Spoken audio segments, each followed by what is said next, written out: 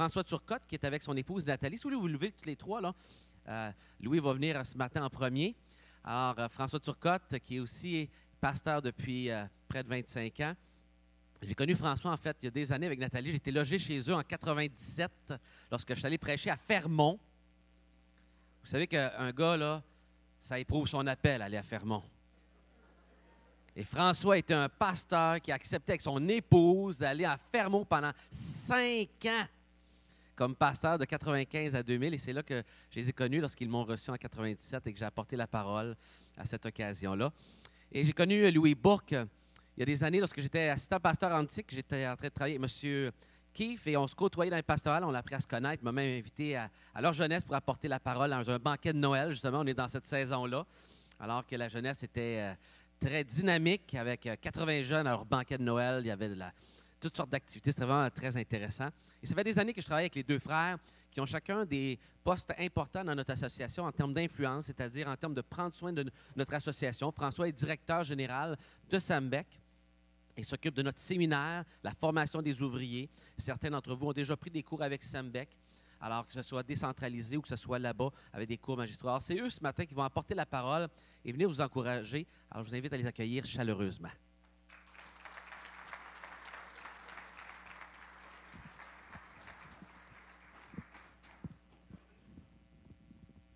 J'ai oublié de mentionner aussi que oui, dis le plus important. Le grand Louis, c'est aussi mon coach. Depuis 1 an, j'ai demandé à Louis d'être mon coach pour avoir un pasteur qui me pose des questions de pasteur sur ma vision, mon couple, ma gestion de temps, toutes ces affaires-là. Il peut me poser n'importe quelle question. Alors, comme pasteur, je suis moi-même redevable à un autre pasteur qui est capable et qui peut et qui a le droit et qui doit me brasser la cage. C'est lui. Je te brasse ça à la cage? Non, il est quand même très gentil. Là. C'est un gros... Il est grand, là, puis il est costaud, mais c'est un grand cœur de nounours. Oui, c'est vrai, je suis nounours pas mal. Quelqu'un un jour est venu vers moi et me dit « Louis, tu n'es pas un grand pasteur, tu es un pasteur élancé. » Bon. Alors, oui, c'est ça, il a mis la table pour me garder humble. Bonjour à tous. Je suis tellement heureux d'être avec vous autres ce matin parce que l'une de mes tâches comme directeur général, c'est de visiter les églises. Puis ça, franchement, là, c'est ce que j'apprécie le plus. Gérer des problèmes, on oublie ça, mais visiter l'Église, visiter mes frères et mes sœurs qui aiment le Seigneur. Tu sais, quand tu t'en vas justement à Fermont, tu rencontres des croyants fervents à Fermont. C'est excitant, ça. Tu sais, c'est pareil comme des fois quand tu vas dans une conférence de pasteurs puis tu rencontres des pasteurs à l'autre bout du monde. Tu ne te comprends pas, mais ça connecte. Vous savez pourquoi? Parce qu'on a le même esprit qui nous habite et qui permet qu'on se fait toutes sortes de simagris, là, mais on est tellement content de se voir et de se rencontrer. Ce matin, je suis ici parce qu'on appelle ça, nous, la tournée des DG. Alors, on se promène qui veut bien nous recevoir et on va un peu partout comme ça, les deux directeurs, partager nos passions, nos préoccupations. Et justement, vendredi matin, on a passé toute l'avant-midi ensemble avec vos leaders pour échanger, pour réfléchir, pour partager des choses qui nous tiennent à cœur. Et ce matin, on m'a demandé de parler particulièrement sur le discipulat. Je vais vous expliquer qu'est-ce que c'est exactement. Comme directeur général, avec mon équipe, on s'est rencontrés puis on a réfléchi beaucoup sur la vitalité des églises de notre grande famille. Comment est-ce qu'on peut s'assurer que nos églises vont toujours un peu plus dans la santé et la mission? Et l'un des éléments qu'on a réalisé, et moi-même, j'ai été pasteur 30 ans à la même église, j'ai réalisé que l'Église est devenue grosse. On a eu une grosse Église, on a fait de l'implantation d'Église, mais une des dimensions que je n'ai pas bien réussi comme pasteur, c'est celui de faire des disciples. Oh, il y avait du monde qui venait à l'Église, mais est-ce que ces personnes-là étaient des disciples? Là, c'est une autre histoire. Et c'est quelque chose qui a manqué à mon ministère, mais c'est quelque chose que...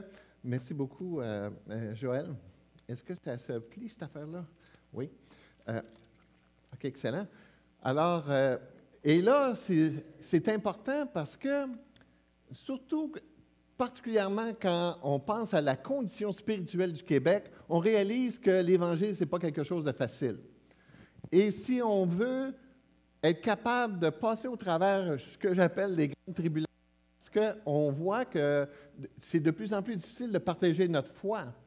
À chaque année, on perd un petit peu plus de liberté spirituelle, pas spirituelle, c'est pas vrai, de liberté religieuse. On va le dire comme ça parce que la foi vient de Dieu, puis ce n'est pas la société qui peut nous enlever ça. Mais en ce qui concerne l'expression de notre foi, là, oui, il se passe quelque chose.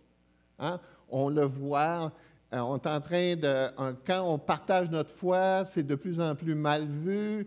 On commence à nous enlever le privilège de porter des signes, des croix qui nous identifient. On voit que si on ouvre la bouche dans le milieu de l'école ou dans un hôpital, c'est mal vu. Et non seulement mal vu, mais on peut être congédié parce qu'on le fait. Ça, c'est la réalité dans laquelle on s'en va de plus en plus. Et si vous n'êtes pas des disciples de Jésus, si je ne suis pas un disciple de Jésus, je vais avoir de la difficulté à naviguer au travers de ça. Je vais être facilement ébranlé. Il faut que le Seigneur, que je puisse continuer à grandir dans ma relation avec Dieu pour pouvoir être capable d'être fortifié et être capable d'un témoin, même si on devient un jour persécuté. Je dirais, et c'est au travers de mes études que j'ai réfléchi sur toute cette question-là. J'ai fait un doctorat en leadership, puis une des choses qui me passionnait beaucoup, c'est le coaching. Mais si on avait à trouver un mot ou un concept qui correspond au coaching, ça serait le discipulat. Et le discipulat, c'est quoi? C'est une relation intentionnelle entre un croyant mature et un croyant qui désire grandir et devenir semblable à Jésus-Christ. Donc, une relation intentionnelle avec quelqu'un qui m'accompagne, je dirais dans un premier temps avec quelqu'un de plus mature que moi, mais ça ne peut pas être juste cette dimension-là. Ça peut être aussi la dimension de père. Un exemple, quand je passe du temps avec Joël, je ne suis pas quelqu'un de plus mature que lui, mais on a une relation de père, mais il y a quand même une relation intentionnelle dans laquelle on a le même désir, grandir et devenir semblable à Jésus. Et j'appelle ça aussi discipulat 360 pour deux raisons. La première raison, c'est que c'est quelque chose que je veux grandir, mais dans toutes les dimensions de ma vie. Je ne veux pas juste grandir dans ma tête, dans le savoir. Je ne veux pas juste apprendre des choses sur la Bible. Des fois, nos enfants ont fait ça, hein? On est dans leur classe d'école du dimanche, puis là, ils apprennent des versets par cœur, puis là, on voit, ils ont des petits stickers qu'ils apprennent dans leur classe, puis là, ils apprennent les versets parce qu'ils veulent le sticker ou qu'ils veulent le cadeau. Mais ça, là, c'est un gros zéro. Si ça reste juste au niveau du savoir, c'est pas ça qui va les convertir, c'est pas ça qui va les amener à la nouvelle naissance. Et c'est pour ça que c'est important, nous les parents, de veiller à ce que nos enfants apprennent sur Jésus, ça puisse pénétrer la tête jusqu'au cœur. Ça, c'est le plus grand défi, parce que quand la connaissance, elle ne va pas jusqu'au cœur, quand il arrive à l'adolescence, vie de jeune adulte, il flush tout, puis ça s'arrête là.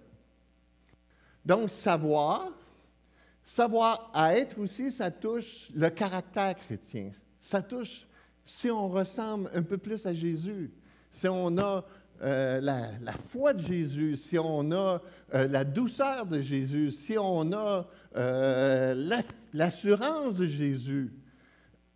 Et ça doit se développer aussi dans nos vies, parce que quand on devient...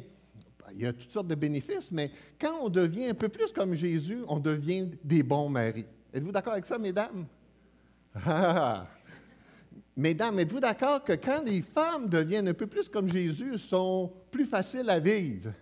Ah, les gars, êtes-vous d'accord avec ça? Ah ouais. Tu sais, ce matin, hein, je lisais, vaut mieux vivre dans le dessert qu'avec une femme querelleuse, une gouttière, hein? Alors, non, c'est ça, il y a toutes sortes de bénéfices de devenir comme Jésus. Et le troisième domaine, que ça touche le discipulat 360, c'est le savoir-faire. C'est-à-dire, comment est-ce qu'on peut servir Jésus? Comment on peut prendre soin des gens? Et ces trois dimensions-là doivent toujours être développées d'une manière équilibrée. Mais la deuxième raison pourquoi j'appelle ça discipulat 360, c'est que ça ne touche pas juste les jeunes croyants. Tu sais, on dit, là, quand quelqu'un vient d'accepter le Seigneur, puis on veut s'assurer qu'on en prend soin, puis qu'on l'amène à cheminer avec Jésus. Mais les vieux chrétiens aussi ont besoin de ça. Les vieux pasteurs aussi ont besoin de ça. C'est admirable, Joël, qu'à ton âge, que tu aies décidé de dire hey, « Louis, moi, je voudrais avoir une relation avec toi de discipulat, de coaching. » Parce que ce n'est pas l'habitude. L'habitude, c'est que quand on vieillit, on dit « on connaît, on sait ». On n'a pas vraiment besoin de ça, alors que la transformation à l'image de Jésus, c'est un processus d'une vie. Ça ne s'arrête jamais. Ça devrait progresser, mais à la fin, quand on est promu dans la gloire, là, ça devient parfait. Mais tant qu'on est sur la terre, c'est quelque chose qui doit progresser. On doit progresser dans ces trois dimensions-là, le savoir-être et le savoir-faire. Donc, comme je le disais dans mes études, j'ai fait des recherches sur le coaching et dans notre société, c'est quelque chose qui est très populaire, le coaching. Mais dans l'Église, ça devient un outil aussi de plus en plus utilisé. Puis, naturellement, dans la Bible, quand on fouille la Bible, vous marquez dans votre concordance « coaching », vous n'allez rien trouver. Vous n'allez rien trouver non plus si vous utilisez le mot « discipulat ». À vrai dire, il existe en français. C'est quelque chose qui est en train de se franciser parce que ça prend un mot pour nous aider à comprendre de quoi on parle ici. Et on va voir ensemble que cette idée-là, on va le voir ensemble d'une manière générale. François va nous montrer des exemples, il va nous montrer tantôt des exemples pratiques de ce que c'est. Mais on va voir ensemble que c'est vraiment un concept qui est dans la Bible, surtout dans le Nouveau Testament. Et si j'avais à résumer ce que je voudrais vous convaincre ce matin, c'est que tu as besoin des autres. Tu as besoin des autres. Tu as besoin de Dieu et tu as besoin des autres.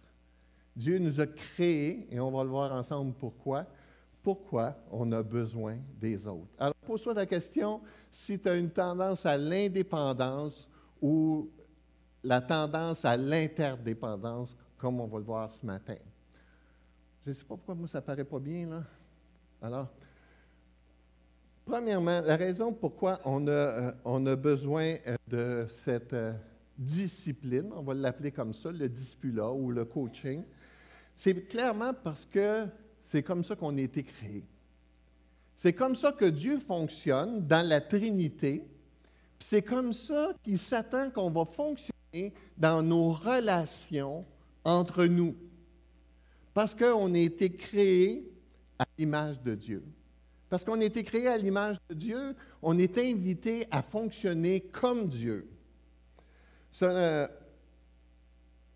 mot Trinité, c'est un concept théologique qui est un peu compliqué. Selon le Westminster, le mot Trinité du latin trinitaire, c'est une expression théologique qui décrit la réalité personnelle trinitaire de Dieu, tout en affirmant qu'il est un au niveau de son essence. Wow, ça c'est compliqué. C'est compliqué parce que ça fait référence, les catholiques appellent ça le mystère de la Trinité.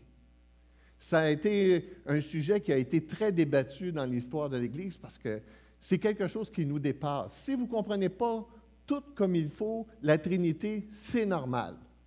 Il y a plein de concepts théologiques, à vrai dire, que la Bible enseigne, qui nous dépassent. Et le problème, souvent, c'est que quand ça nous dépasse, on a tendance à bifurquer vers des mensonges ou vers des hérésies.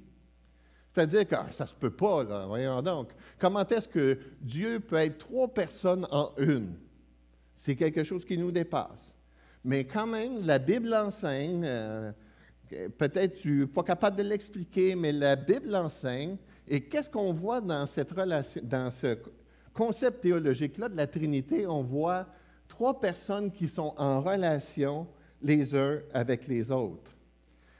Et cette relation-là peut être définie ainsi. Premièrement, ils sont semblables. Deuxièmement, ils ont des rôles différents. Et troisièmement, ils poursuivent le même but. Donc, 3 personnes, des êtres semblables, qui ont des fonctions différentes et qui ont le même but. Retenez ce concept-là. Et là, on le voit déjà même au début de la création. On voit au début de la création déjà ce concept-là de la Trinité. Par exemple, dans Genèse 1, 26, il nous dit « Faisons l'homme à notre image et à notre semblance ». Regardez, le pluriel est utilisé ici. « Faisons ». C'est comme, il parle d'une équipe ou il parle d'un ensemble, il parle de plusieurs personnes. Oui, effectivement. Il parle de la Trinité. On regarde même, on le voit, par exemple, dans Genèse chapitre 1, les 2 personnes de la Trinité sont soulignées ici. Au commencement, Dieu, le Père, créa le ciel et la terre. La terre n'était que chaos et vide. Il y avait des ténèbres à la surface de l'abîme et l'Esprit de Dieu planait au-dessus de l'eau. 2 personnes de la Trinité sont mentionnées dans les 2 premiers versets de la Bible. Et on voit, par exemple, dans Jean 1, 1 à 3, qui est un écho de Genèse chapitre 1, au commencement, Jésus, la parole, existait déjà. La parole, Jésus, était avec Dieu. Et la parole, Jésus, était Dieu. Elle était au commencement avec Dieu et tout a été fait par Jésus, la parole. Et rien de ce qui n'a été fait sans elle. On voit ça dans la création. On voit ça aussi, le concept de la Trinité, dans la rédemption. Premièrement, le Père planifie d'envoyer Jésus mourir sur la terre. Le Fils obéit à son Père, vient s'incarner et sauver le monde. Et finalement, le Père et le Fils envoient le Saint-Esprit pour la consommation, appliquer les bénéfices de la rédemption dans la vie du croyant. Donc, ce Dieu, qui est un être relationnel, a créé des hommes et des femmes à son image. Et c'est là que ça devient intéressant. Lorsque Dieu dit « Faisons l'homme à notre image et à notre semblance », il fait référence au concept théologique, l'imago Dei, l'image de Dieu. Donc, on est une représentation, on ressemble à Dieu. Et à vrai dire, c'est pour ça que Jésus a pu s'incarner, parce qu'il s'est incarné dans une créature qui ressemble à Dieu. Mais voyez comment ici ça a une incidence, c'est que si ce Dieu trinitaire est en relation les uns avec les autres, il s'attend que sa création, qui est créée à l'image de Dieu, soit en relation les uns avec les autres. C'est dans le but créatif de Dieu. Dieu, il s'attend qu'on ne sera pas des... On peut avoir la tendance ou avoir le désir d'être seul, mais ce n'est pas la volonté de Dieu. Ce n'est pas le désir de Dieu. Dieu s'attend à ce que l'homme puisse être en relation avec les autres hommes, comme Dieu est en relation avec les autres personnes de la Trinité. Son plan original est une relation continuelle et éternelle. Dieu, qui a créé l'homme à son image, est premièrement en relation avec l'homme. Et à vrai dire, la relation entre les hommes dépend de notre relation avec Dieu. C'est toujours ça, là. C'est toujours ça le pattern. Parce que je suis en relation avec Dieu, forcément, cette relation-là avec Dieu va me conduire dans une relation avec mes semblables. Mais comprenez comment tout est affecté par ça. Pourquoi on est capable d'aimer? On est capable d'aimer parce qu'on est connecté à la source de l'amour, et c'est ce qu'un Jean enseigne. Il dit, si vous avez connu Dieu, vous aimez. Et c'est pour ça que si tu manques d'amour, essaye pas de le faire plus fort, tu n'y arriveras pas. C'est comme le pardon. Le pardon, hein, c'est quoi? Par un don. Donc, c'est par ma relation avec Dieu que je suis capable d'aimer mes semblables. C'est par ma relation avec Dieu que je suis capable de pardonner l'impardonnable. Autrement, je n'y arrive pas. C'est pour ça que quand vous avez des problèmes de couple, le problème est premièrement vertical. C'est avec Dieu qu'il faut vous chercher ça, là. Comment est votre relation avec Dieu? Qu'est-ce que vous comprenez de Dieu? Qu'est-ce que vous comprenez de l'Évangile? Et quand on comprend ma relation avec Dieu, quand je comprends qui je suis à l'égard de Dieu, quand je comprends qu'est-ce que Dieu a fait pour moi qui était pas aimable, eh bien là, tout d'un coup, à l'horizontale, ça change la perspective des choses. Donc, ce Dieu qui veut être en relation avec moi me crée aussi pour être en relation avec mes semblables. Et on voit cette expression-là au travers le mariage. Le mariage, l'homme qui est créé à l'image de Dieu, premièrement, sont un homme, une femme, des êtres semblables. Comme dans la Trinité, ils sont des êtres semblables, mais qui ont des rôles différents. Dans le mariage, on est des êtres semblables, mais qui ont une fonction différente. L'homme est appelé être le leader, la femme est appelée une collaboratrice ou une aide. Et troisièmement, ils poursuivent le même but, c'est-à-dire la gloire de Dieu. Mais c'est pour ça que Dieu a dit, il n'est pas bon que l'homme soit seul. L'homme et la femme sont semblables, ont des rôles différents, mais poursuivent le même but. L'homme qui dit, lorsque Dieu dit, il n'est pas bon que l'homme soit seul, certainement, ça s'exprime premièrement dans le mariage, mais ça ne s'exprime pas juste dans le mariage. C'est une représentation aussi, parce qu'on le voit dans la Bible à plusieurs autres endroits, une représentation comment on a besoin aussi des autres. Paul insiste beaucoup sur ça dans tout le concept du corps de Christ. La main ne peut pas dire qu'il n'a pas besoin, l'oreille ne peut pas dire qu'il n'a pas besoin de l'ouïe. On a besoin des autres. Sans les autres, on est incomplet. Une main toute seule, c'est laid. Une main attachée à un corps, ça donne la gueule. Vous êtes d'accord avec ça? Oui. Alors, le mariage, même si c'est difficile, d'avoir une vis-à-vis, ça fait quoi ça d'avoir une vis-à-vis, d'avoir quelqu'un qui me ressemble, mais qui réagit, qui me dit des choses, que j'aime, puis qui me dit des choses que j'aime pas. Ça fait ce qu'on appelle le miroir. Les croyants, lorsqu'ils sont ensemble, comme dans le mariage, d'avoir quelqu'un de vis-à-vis. Quand je rencontre Joël il jase, je pose des questions, et là, des fois, c'est dérangeant. Surtout quand ce n'est pas ça qu'il s'attendait. Il veut certainement m'entendre dire qu'il est un bon mari, qu'il est un bon pasteur.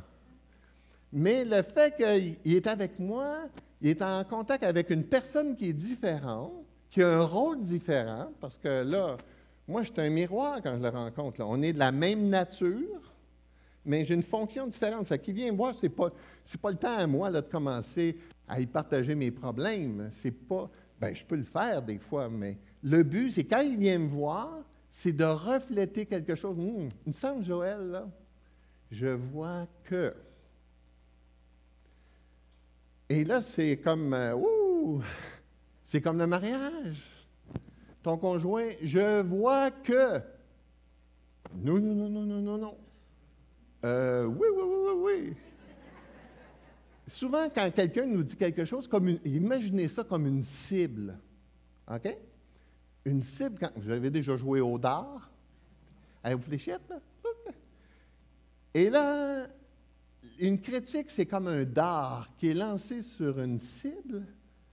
Est-ce qu'on est toujours dans le milieu, le bullseye? Non. Est-ce qu'on est à quelque part dans la cible? Oui. C'est vrai, des fois, on est en dehors de la cible. Ça arrive, il y a du monde qui nous font des critiques qui sont carrément dans le champ. Mais il y a des fois, c'est là qu'il faut se poser la question. Quand quelqu'un nous fait un miroir, à vrai dire, on en a souvent des miroirs, là. Hein? Le dimanche matin, quand on vient à l'église, il y en a des miroirs, là. Tu es en train de servir dans un ministère à l'Église, là, puis tu es critiqué. Ça n'arrive pas ici, hein? Tu es critiqué, là, tu as la cible, hein? Oh non, non, non, il n'est pas bullseye. Mais peut-être qu'il y a un petit quelque chose. Peut-être qu'il y a une vérité qui s'adresse à moi, là. Et si je suis convaincu que j'ai besoin des autres, je vais chercher à l'entendre. Parce que c'est ça le plan de Dieu. Le plan de Dieu dit, tu as besoin de ton frère et ta sœur. Puis même si ce n'est pas la critique qu'elle mentionne que tu as besoin, peut-être c'est de l'humilité que tu as besoin. Peut-être que tu as besoin de vérifier tes motifs dans ton service. C'est pour ça que les autres, on en a besoin. On en a besoin. Maintenant, on a une résistance naturelle à vouloir être en relation avec les autres. Et les pasteurs y compris. Vous savez, c'est quoi? Si on avait le temps, on irait voir dans Genèse, chapitre 3. Vous savez qu'est-ce qui arrive dans Genèse, chapitre 3? C'est le contraire de Genèse, chapitre 2. Dans Genèse chapitre 2, là, quand Dieu dit « Il n'est pas bon que l'homme soit seul », il lui crée une femme. La femme qu'il lui crée est parfaite. Es-tu merveilleuse? Es-tu belle? Jamais elle dégoûte. Elle dit jamais des paroles déplacées. Elle est parfaite dans le jardin. Tout est parfait. Ils vivent tout nus. Il n'y a pas de maringouin. C'est le jardin. Mais tous les êtres humains sont à la recherche du jardin. Mais on n'est plus dans Genèse 2, on est dans Genèse 3. Puis dans Genèse 3, quand Adam et Ève ont désobéi à Dieu, vous savez ce qu'ils ont fait? Ils se sont cachés.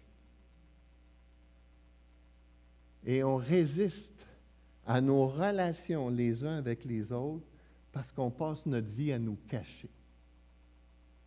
On passe notre vie en train de... Je ne voudrais pas montrer qu'est-ce qu'il y a en dedans. C'est trop laid. On a peur. On a peur de cette relation-là. Et je vais vous dire quelque chose d'encore plus intéressant. Plus on vieillit, plus on a peur. Et plus on est résistant au changement. Je pourrais vous parler longuement sur ça. J'ai fait des recherches là-dessus. Comment est-ce qu'on est résistant au changement? On est tellement plus confortable dans ce qu'on connaît. Alors, on n'est pas pour embarquer dans quelque chose qu'on ne connaît pas. Un de mes amis à l'église vient me voir et dit « Hey, qu'est-ce que tu dirais si on se rencontrait sur une base régulière et on lirait un livre ensemble? » Le livre, c'est l'excuse. C'est la relation qui est bonne. Et dans cette relation-là, je vais m'ouvrir. Je vais me battre avec cette peur de me livrer moi-même, de démontrer qui je suis, de dire que dans le fond, là, bateau, j'en ai des problèmes. Puis même quand on est vieux, on a des problèmes. Puis des fois, les problèmes sont pires parce qu'ils sont endurcis. Ils ont des racines profondes. Puis de vouloir les adresser, de vouloir en parler, de vouloir les corriger, ça demande du courage. Mais c'est ça le plan de Dieu. Le plan de Dieu, c'est qu'on puisse être dans cette relation-là, les uns avec les autres. On voit que le discipulat au travers de la Bible, c'est partout, surtout dans le Nouveau Testament, parce que dans l'Ancien Testament, il y a quelque chose de particulier, on n'a pas le temps de le voir en détail. Mais ce que ça dit dans l'Ancien Testament, c'est que premièrement, c'est Dieu qui veut être en relation avec son peuple. C'est clairement démontré. Un exemple, quand ils se sont choisis un roi, Dieu il dit, à l'origine, je ne voulais pas qu'il y ait de roi. Ce sont les hommes qui se sont donnés un roi. Donc, ce Dieu-là, qui est jaloux, il désire premièrement cette relation-là personnelle avec les hommes. Mais malgré ça, même si ça, c'est le premier facteur qu'on voit dans l'Ancien Testament, on voit malgré tout des relations de discipulat entre un prophète avec son disciple. ou encore les anciens ou les responsables du peuple qui avaient des relations avec des élèves ou des disciples. Les scribes, on voit ça. Les sages avaient aussi des relations avec des disciples, mais c'est surtout dans le Nouveau Testament qu'on voit en plein essor tout ce concept-là de discipulat.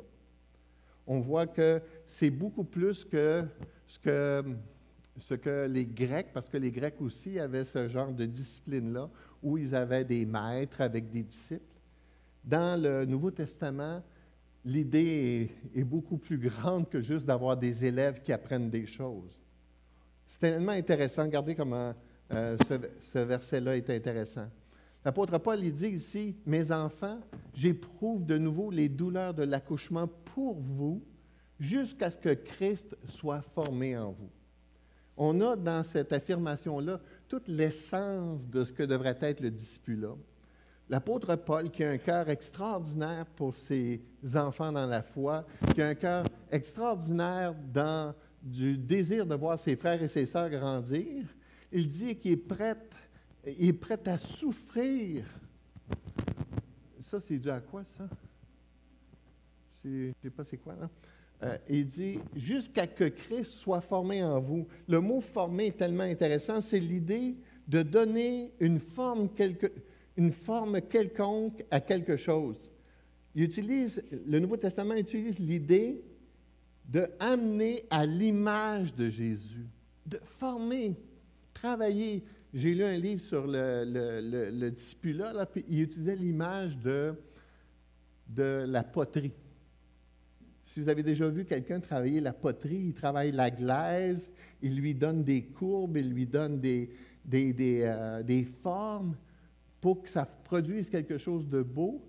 De la même façon, Dieu utilise mes semblables pour produire dans ma vie une forme, et cette forme-là, c'est celle de Christ. Avez-vous ce désir-là d'être en relation avec quelqu'un d'autre pour travailler le caractère de Christ dans votre vie? Ça ne vient pas tout seul. C'est une décision que vous devez prendre. Et là, vous devez demander à Dieu, « Seigneur, dirige-moi vers la personne que tu aimerais que je puisse travailler avec elle pour qu'il puisse être mon miroir, mon vis-à-vis, et qui va m'aider à m'accompagner à devenir un petit peu plus comme Jésus. » Je vais inviter François qui va venir nous présenter plusieurs exemples dans le Nouveau Testament de personnes qui travaillaient avec les autres.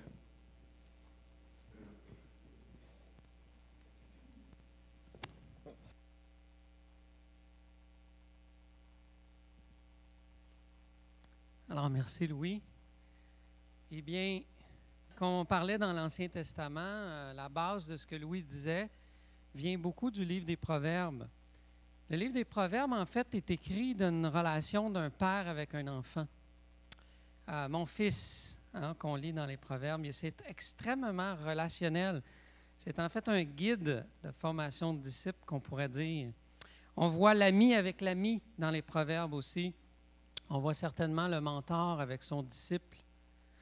On voit ça chez Salomon dans tous ses écrits qui nous ont été laissés, ses écrits de sagesse qu'on dit.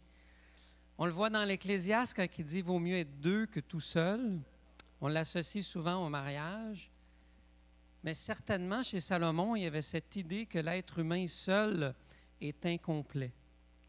On a été créé pour être interdépendants.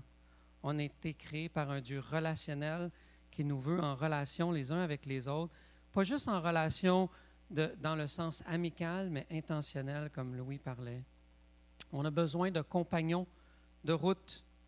Même un croyant du 12e siècle qui s'appelait Alred Rivaux dit ceci: « Un homme doit être comparé à une bête s'il n'a personne pour se réjouir avec lui dans l'adversité. Personne à qui ne pas décharger son esprit si un ennui le traverse sur son chemin. S'il est tout seul et il est sans amis, c'est chose pénible.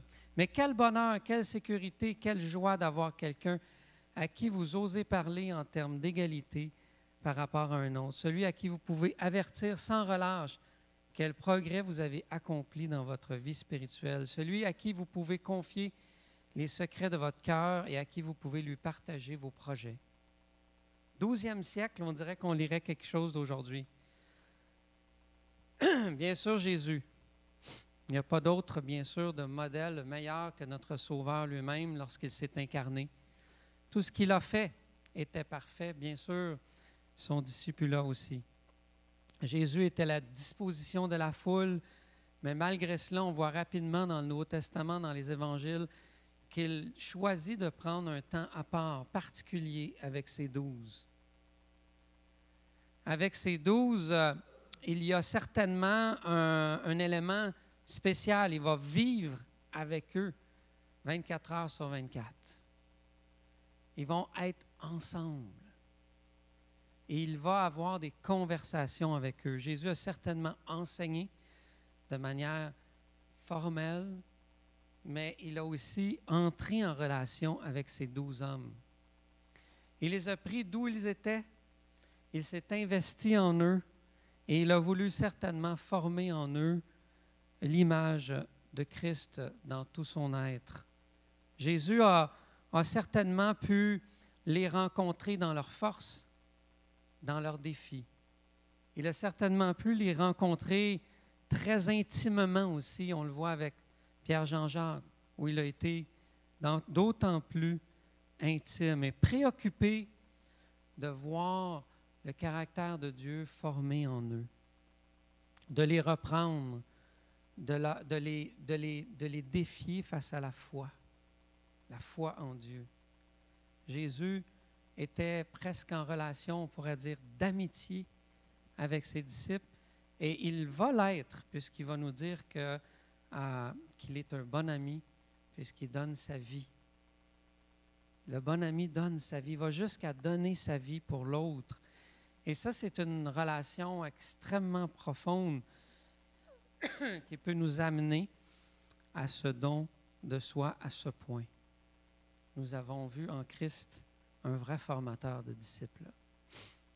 Le Nouveau Testament nous laisse d'autres exemples. Certainement, la relation entre Barnabas et Paul. Souvent, on va commencer avec Paul, qui a été un grand formateur de disciples, formateur de leaders.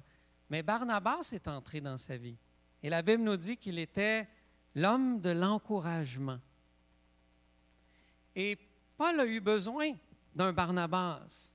Paul était probablement un homme qu'on sait tourné vers les projets, un homme d'action, mais il avait besoin d'un Barnabas pour l'encourager. Imaginez que vous avez mis à mort des chrétiens pendant une période de votre vie.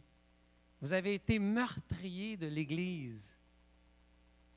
Eh bien, tu as besoin d'un Barnabas qui va t'encourager, qui va te rappeler que Dieu avait un appel sur ta vie et qui va vouloir former ses convictions en toi. Il a été un homme d'influence chez Paul. Il voyait même plus loin que Paul.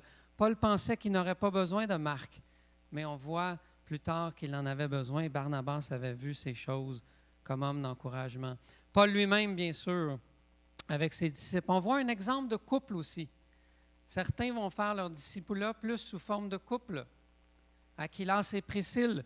Priscille et Aquilas sont notre exemple dans l'histoire. Ensemble, ils vont prendre soin d'Apollos et qui avait besoin de faire sculpter sa théologie, qui avait besoin d'apprendre davantage sur Christ. Et ensemble, comme couple, ils vont s'investir. Paul nous donne une liste nombreuse des gens en qui il s'est investi. Et on est toujours un peu impressionné quand on arrive dans Romains 16 et Paul salue cette liste incroyable de noms. Et c'est là dans le Nouveau Testament. Moi, je me dis que Dieu l'a laissé là dans le Nouveau Testament pour nous faire rappeler que le christianisme, c'est relationnel. Ce sont des gens qui ont été dans sa vie, qu'il souligne. Et il veut vraiment nous amener là. Et dans toute cette théologie des lettres de l'apôtre Paul, il y en a 13, je crois, dans le Nouveau Testament, écrits par Paul, où il nous rappelle constamment cet investissement dans l'autre qui vaut la peine d'être fait pour que nous puissions être transformés. Il nous dit toujours à l'image de Christ pour qu'on atteigne la stature parfaite de Christ, que l'empreinte de toute la divinité de Christ puisse être mise à notre disposition et qu'on devienne comme lui, rempli de lui. Et ça passe par l'amour, comme Louis disait un peu plus tôt, puisque dans Éphésiens chapitre 3, il va dire que pour en fait être fortifié dans l'homme intérieur, il nous faut saisir l'amour de Christ. Et s'il y a une prière qu'on peut faire pour l'autre quand on est en relation, c'est de prier qu'il puisse encore plus saisir l'amour de Christ. Parce que plus je suis saisi de l'amour de Christ pour moi, plus je serai fortifié dans l'homme intérieur, Éphésiens 3. J'aimerais vous amener aussi dans Colossiens, chapitre 1, lire quelques versets de Colossiens, chapitre 1, verset 24. Paul nous donne ici l'ensemble de son ministère, tant qu'à parler de lui. Il résume un peu en capsule son ministère à lui, mais quand on le comprend, puis je n'ai pas le temps de le démontrer ce matin, on s'aperçoit que c'est en fait le ministère de nous tous. Mais il le dit à travers des termes qu'on ne s'attendrait pas et que j'aimerais prendre quelques minutes avec vous ce matin. Il dit au verset 24, « Je me réjouis maintenant dans mes souffrances pour vous. Et ce qui manque aux souffrances de Christ, je l'achève en ma chair pour son corps qui est l'Église.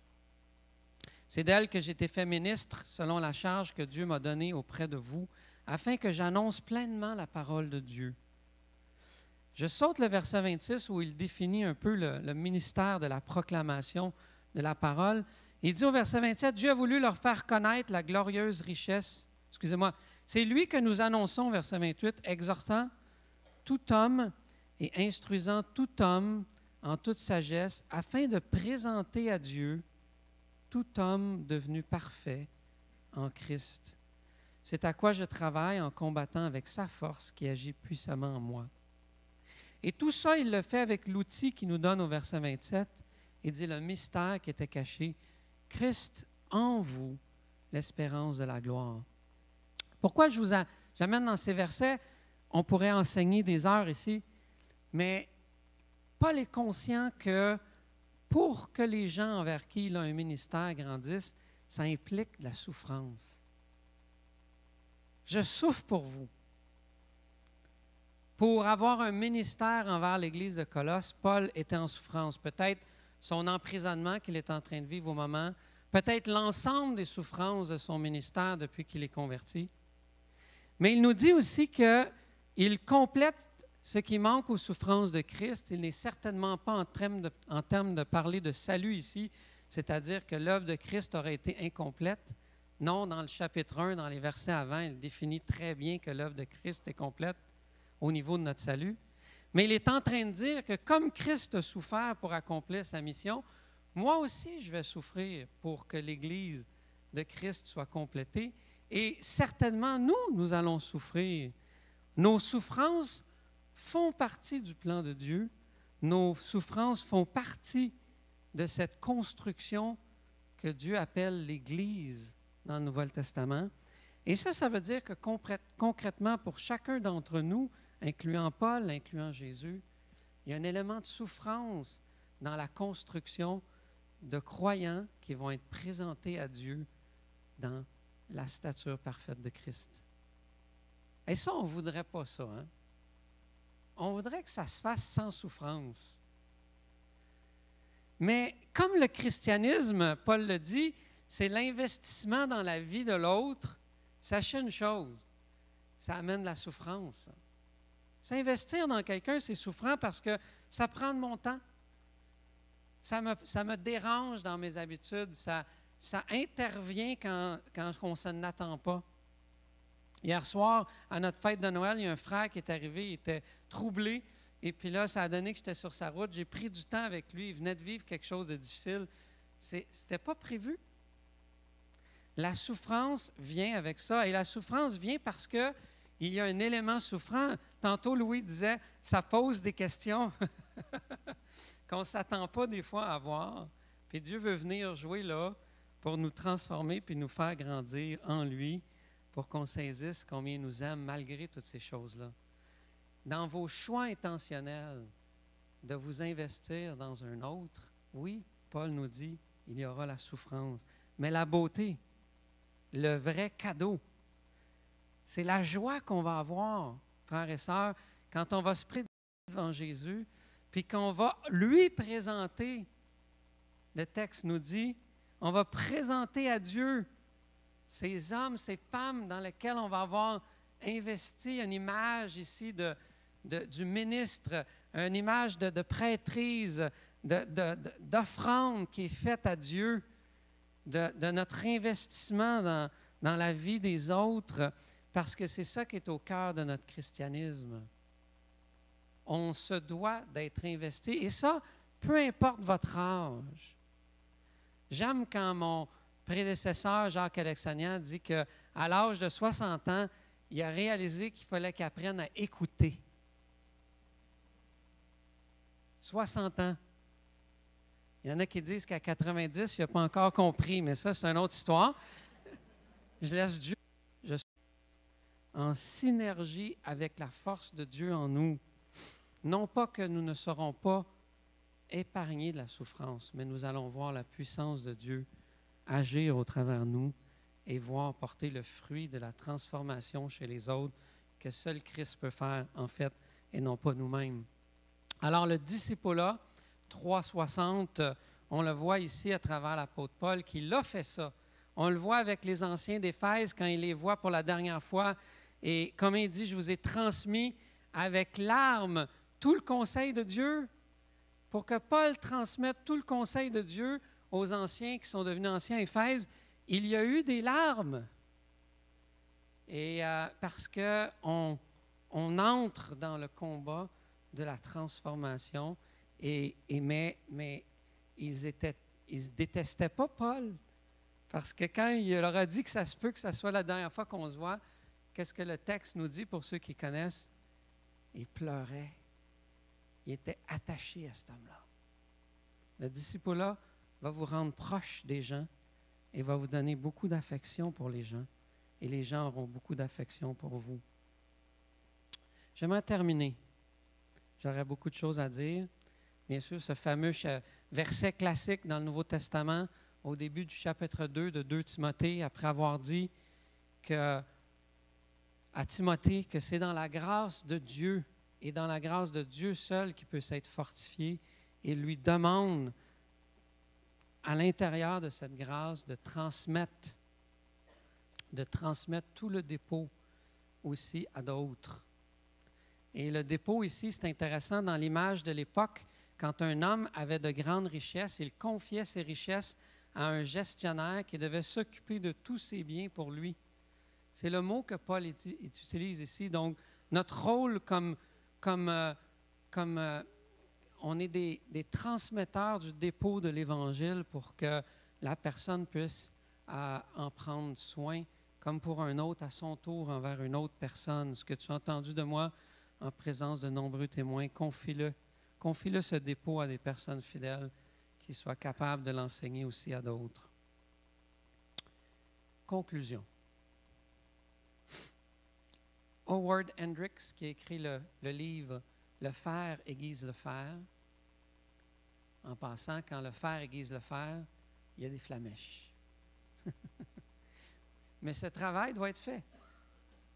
Il dit ceci: tout homme, toute femme devrait avoir dans sa vie, et là c'est au masculin, mais vous pouvez les mettre au féminin, les mots. Tout homme, toute femme devrait avoir un Paul, un Barnabas et un Timothée. Un Paul, c'est un homme plus âgé qui est prêt à vous encadrer, à vous aider à construire votre vie. Ce n'est pas quelqu'un de plus intelligent ou plus doué, mais quelqu'un qui a peut-être un peu plus d'expérience. Quelqu'un qui est prêt à partager cette expérience avec vous pour vous aider à imiter Christ. Barnabas, c'est qui? Un Barnabas, c'est un frère dans l'âme, quelqu'un qui vous aime, quelqu'un qui n'est pas impressionné par vous, quelqu'un sur qui vous pouvez être imputable, quelqu'un qui est prêt à honnêtre, quelqu'un qui est prêt à dire à un moment donné, tu négliges ta femme. Puis tes excuses, je ne les écouterai pas. Un Barnabas, quelqu'un aussi qui est prêt à l'encouragement quand on a besoin. Et finalement, un Timothée, un plus jeune, dans la vie duquel vous voulez vous investir. Nous voyons ce genre de relation que Paul avait avec ses Timothées. La vraie question ce matin, sommes-nous isolés dans notre foi chrétienne? Oui, on vient le dimanche matin dans un grand rassemblement, mais est-ce que le reste de la semaine, il n'y a que vous et vous-même qui peut vous parler de vous? Êtes-vous chrétien, comme on pourrait dire, Robinson, ou des chrétiens en véritable communauté? Avez-vous votre Paul, votre Barnabas et votre Timothée? Prions.